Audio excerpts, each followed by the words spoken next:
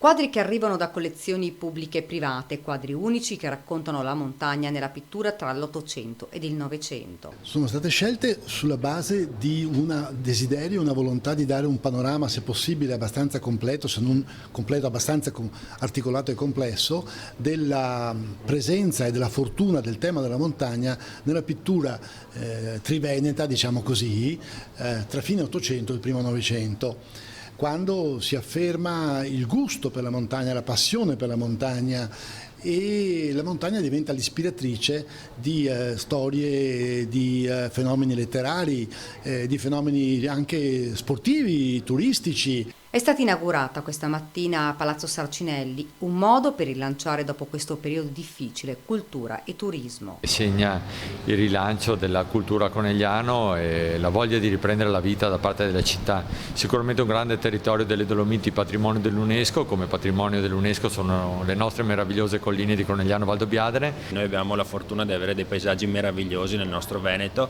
e quello che può essere anche un auspicio per la prossima estate è quello di visitare il nostro territorio, di fare le ferie nel nostro territorio veneto dove abbiamo queste meraviglie. Nell'esposizione viene trattato un personaggio trevigiano, amante della montagna, impegnato nella difesa di questo patrimonio, Giuseppe Mazzotti.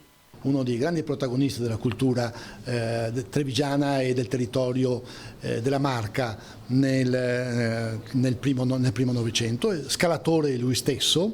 Intanto si pensa già ad altre iniziative tra Treviso e Conegliano. Il futuro è questo, una grande piattaforma che leghi in modo stabile Conegliano e Treviso e riesca a fare un connubio di efficienza ed efficacia su mostre culturali, sul rilancio economico e sociale, su tutto quello che riguarda i grandi temi a livello provinciale.